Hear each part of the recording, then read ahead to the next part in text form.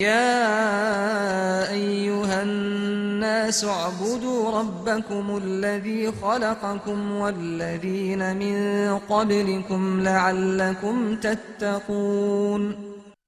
أعوذ بالله من الشيطان الرجيم. بسم الله الرحمن الرحيم. الحمد لله رب العالمين والصلاة والسلام على رسولنا محمد وعلى آله وأصحابه أجمعين.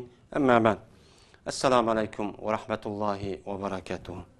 Hürmetlik birader, kırındaş biraderlerimiz, yine bu katimki dersimizge yine hoş gipsizler.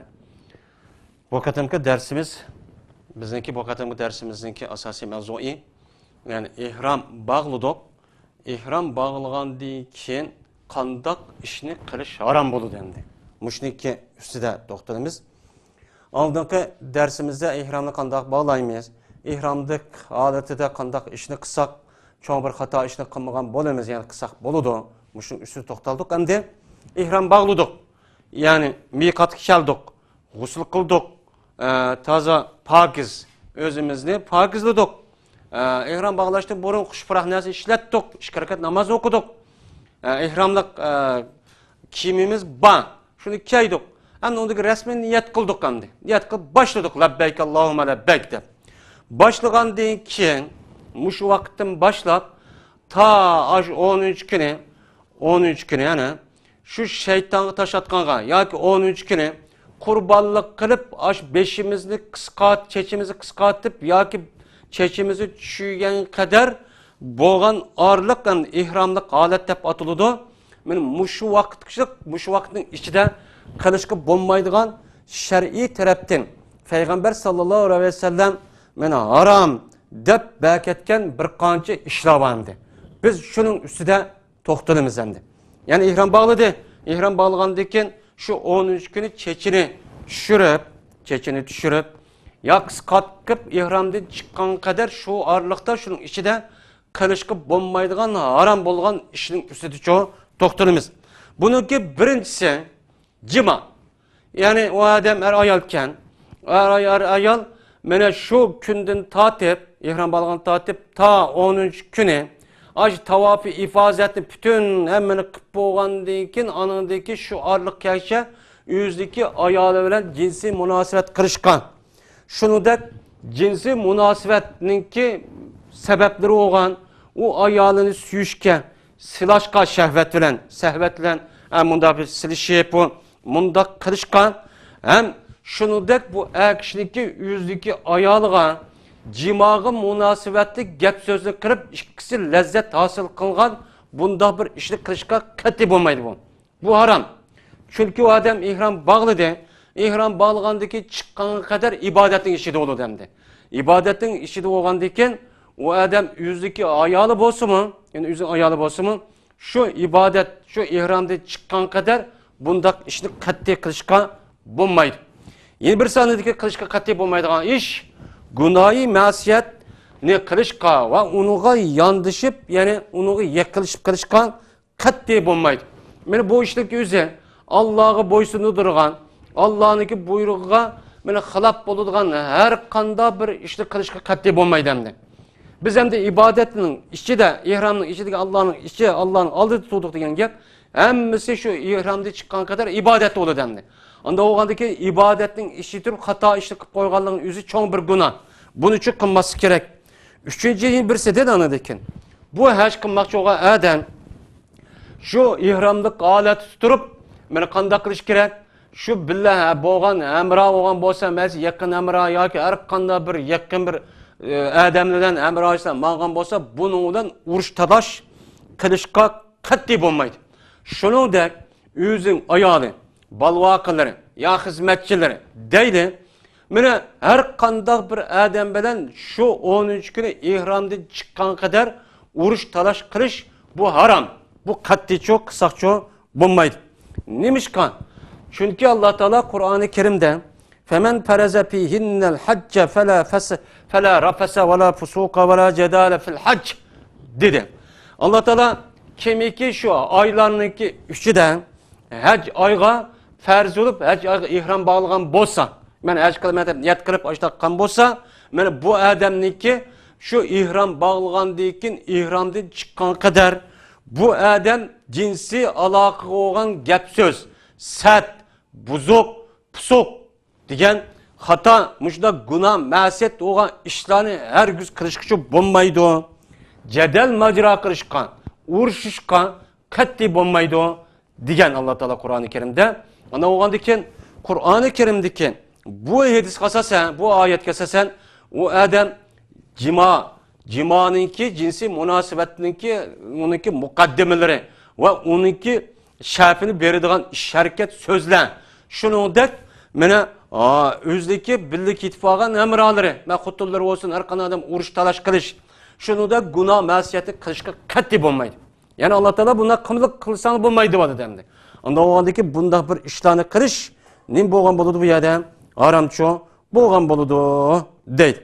Endi bir hadisda payg'ambar alayhisolatu vasallamning hadisi shunday deydiki: "Men hajja va lam yarfus va lam yafsuq raja'a min zunubihi kayawmi waladathu ummuhu" degan payg'ambar sallallohu alayhi hadisi bor. Bir odam haj qilibdi. Shu haj qilish jarayonida hech qanday jinsiy munosabatga bo'lgan aloqa, gap so'z, ish harakati qilmabdi.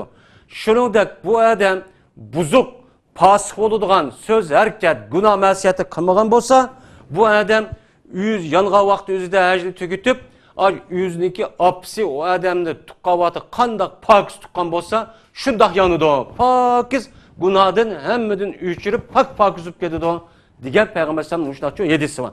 Unda o'g'andiki bu hadisga asosan bir odam urush talash qilib, majro qilib, gunoh, ma'siyati qilib qo'ydi ekan, bu bo'lmaydi. Bu bo'lmagan yerning o'zida shunda ishlarni qilishniki o'zi u ihromlik holatda nima bu? Harom. Yana bir ish ihromlik holatda qilishga bo'lmaydigan harom bo'lgan ishniki yana birisi ihrom bog'lagan kishiniki o'zi jipti tikilgan har qanday bir kiyimni kiyishga bo'lmaydi. Mayli do'p bo'lsin, mayli chapon bo'lsin, mayli oyoq bo'lsin, mayli kesh bo'lsin, mayli yutuk bo'lsin, ishdan, kosar, kaltishdan bo'lsin, buni kiyishga qat'iy bo'lmaydi. Mayli shuningdek endi shu odamniki shu ihrom bayg'alash jarayonida, ihromlik holatda bu odamni bo'ygan kiyim, purg'uva kiyim, purab attir, har qanday bir puroq egisi bo'lgan bunda bir kiyimni kiyishga qat'iy bo'lmaydi. Buningda payg'ambar alayhissalatu vassalamniki hadisi bor. Shu hadisida mana Ibn Umar roziyallohu taolo shuna deydi. Mana muhr payg'ambar sallam shuna degan. İhram bog'lagan odam ko'ylak kiymaydi, salli chigmaydi, ishton kiymaydi. Shuningdek qizil, sariq rang silg'an bir kiyimni zafa, shuni yutuk, bunda bir narsa uchun kiymaydi. Agar u odamning yutugi bor, yutukda boshqa bir narsa yo'q, unda o'sqanda qiladi. Uning boshqa bir narsa yo'q. Unda o'sha odam darhol shu yutukniki qo'nchisini kesib, ushqi to'ban qilib, onidagi kiysa, mana buludu degan hadis var. Bu hadisi İmam Buxoriy ve İmam Muslim rahmetullahi aleyhiler bunu için rivayet qilgan. Anda o'g'andikin bunda bir holat turib bu odamniki ihramlik holatda jipti tikilgan har qanday kiyim kechakni kiyishga, mayli oyoq qapi bo'lsin, oyoq bo'lsin, kash bo'lsin, yutuk bo'lsin, bu qat'iy nima emas, bundan durustcha emas deydi. Ammo ayollarga kelgan vaqt o'zida ayollar bularniki hammasini kiysa bu durust oldu. Endi şu ayollarniki o'zi xushpuroq narsani purab turgan kiyim kiysa bo'lmaydi. Xushpuroq narsa ham ishlatsa ham bo'lmaydi. Mana o ayolning o'zi yuzini yeb olsa ham bo'lmaydi. Palayni kiysa, palayni qo'lgan kiyib olib men niqoblandim deb yuzini yeb berib bunda qilishga bu bo'lmaydi. Biz buniki ustida yuqorida debchi o'tdik. Bunda qilishga qat'iy bo'lmaydi endi. Endi olimlarimiz endi bu yerda ayollarniki ihrom ekanliginiki alomati nima bo'ladi desa, agar u ayolniki o'zi yuz yeb qo'ygan bo'lsa, yuzidan va palay kiymaslikda bo'ladi deydi. Ya'ni u ayolniki o'zi yuzini yapmay, qo'liga palay kiymay ashula ketib qolganning o'zidan, bu ayol bu nima ekan, bu yerda ihrom bog'labdi degan gap mushtachu chiqadi deydi endi. Buningga diqqat qilish kerak. Endi bu ayollarniki o'zi endi yuzini yepti, endi buni nashqata deb yutildi. Agar bu ayollar har kishini ko'mir solti degan bunda bir asosda bo'lib qolgan bo'lsa, o'chan o'zida yuzni bir narsa sangiltib, bunda yüzü yalıqı lattı tiyip qalmağıdak terisiğen. Buna bir sangıltip bunda kıvası buludu deydi. Bunu da neymiş kalsam Ayşe radıyallahu ta'ala'nın iki hedisi var. Ayşe şuna deydi. Bize kaşımızda ayakışını ütüp turtup biz Peygamber sana idik. Bular bizim utturumuz kelgen vaqt özü derhal biz yüzümüzge bir narsa sangıltip neyimiz mudak sangıltip aldık yüzümüzge. Kaçan ki ular ütüp ketken vaqt özüde bizim kaşımızın yüzümüzün açtık degen Peygamber sallallahu aleyhi ve sellem'niki mene bunda bir hedisi ço ban. Şunun için eğer bu ayalla aşına olup kalsa bu çanın üzerinde bu ayalla yüzünü sangıltıp bunda bir nesli çok kılışkan mene bulu demdi.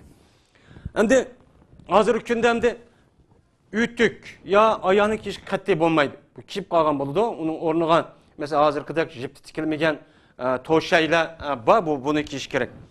Yeni bir sıkanı deken ihram vakti kılışkı bulmaydıgan iş ihramlık aleti tutup ahutun bir-birisine mensini alay dep nikah kılışka katli ço bulmaydı. Ya bir yüzü nikah kıp hutun elişka ya da bulmaydı bir adamdaki nikahını kıp koyuşka ihramlık alet taşı ihramda çıkıp olan kadar bu katlinim emez bunu da duruşçu emez deydi. Yeni bir sanı deken ihram balga adamdaki kılışkı bulmaydıgan iş mene tırmaklarını ihram bağlap bolgan deyken tırmığını putunun kolunun tırmığını elişkan. Şunun dek mene bedenindeki kayada bir yerde bolamdı mene bu tükünü elişkan. Şunu kandak usuldu bolsun. Yüzün beşi ya bedeni her kanda bir yerde bunda bir tükünün imkınması gerek, olması gerek. Ne için? Allah Teala Kur'an-ı Kerim'de ola tahliku ruusakum hatta yablugul hadi mahillah dedi. Hey müminler, hey ihram bağlagan, haj qilmoqchi olan kişiler, sizlar beşinini aşıl bil etmagan, qurbanlık qilmoqchi olan narsa o'zidagi joyi olan aş minagan, qurbanlık qilgan yetgan kadar beşinini tushirishga bo'lmaydi, tüküne erishga bo'lmaydi degan Peygamber aleyhissalatu vesselam'ın Allah'ın sözü şu bak. Şunun için bu ayetga asasen ulamalarımız ihram balga adamniki tırmığını eriş özürsüz. Eğer özlüğüden sulup ketken bolsa meylendi. Bu katli dursa emez. Bunu karaydı. Şimdi yeni bir bulmaydıgan iş. Yeni bir bulmaydıgan iş. Mene bu ihram bağlaş jaryanida ihram bağlagan yalak kiyimigen xushpurak nesini işletişken, ettir işletişken, kiyimigen yoki bedeniga men er olsun, men ayal olsun bu katli emez bunu da duruşçu emez. Yeni bir sıkanlık bulmaydıgan işteki yeni birisi purğuva boyalgan bir kiyimni amlaştırman dep ihram bağlagan kim askerap ketdi, konrap ketdi, purap ketdi dep bu adam purğuva boyaqlık bunda bir kiyimni kiyishga meni qattiqcho bo'lmaydi demdi. Bunu nima qilish kerak? Diqqatcho qilish kerak. Yeni bir sigana deken bo'lmaydigan ishniki birsi ihram bağlagandan keyin o hayvonlarga tegish qilishga qattiq bo'lmaydi. Masalan, ihram bağladık şu miqatdan haram bağıcık arlıqta mesela ketip barimiz şu o hayvonlari ama öy hayvonlari emas. O hayvonlar ki jangada yaşab tutup qiladigan toshqon, akazan, jaran degandek bir hayvonlar. Mene şu hayvonlarni bu adam tegish qilishga ki o adam bir adam mesela tutmakçı onu işaret qilib berishga ya deb berishga ya o'zi mundaq bir yurkitishga qattiqcho bo'lmaydi. Endi bir bo'lmaydigan ish. Mene bu ihram balga vaqti o'zida boshqa bir adam ovlugan 12 hayvonlar bo'lgan bo'lsa, bu hayvonlarniki go'shini yeyishga meni qattiqcho bo'lmaydi demdi. Yani qatti bo'lmaydi. Yani o adam o'zi qanday qilibdi, o'zi yalaqi boshqa bir adam ovlayman desa, unaga apirib bu adam ishorat qilib yoki ayaga deb qo'yibdi, uni apirib bu adam tutib akib, go'shni akib, shu yalaqi ishorat qilib quturib bo'lgan adam bu odamniki yeyishga meni qatti meni bu yerdacho bo'lmaydi. Shunga buni biz nima qilishimiz kerak? Diqqatcho qilishimiz kerak. Ihrom bog'ladik deb, ihrom bog'lagan vaqtning o'zidagi meni voy mushta deb qilsak bo'lmaydi. Shunga ihrom bog'lagandan tatib, ta tugagan kadar meni qanday qilish kerak? Tugagan kadar bunda bir yuqoridagi harom bo'ladigan ishni qattiq qilishga bo'lmaydi endi. Bizniki hamda bu yerdamda endi harom bo'lgan ishniki o'zini meni haromlik holatda, mehramlik holatda qilishga bo'lmaydi deb buning ustida to'xtaldik. Va endi bir qator ko'rishgacha yana amallarni Allohga omonat qildik. Va oxiri da'vona alhamdulillahi robbil alamin.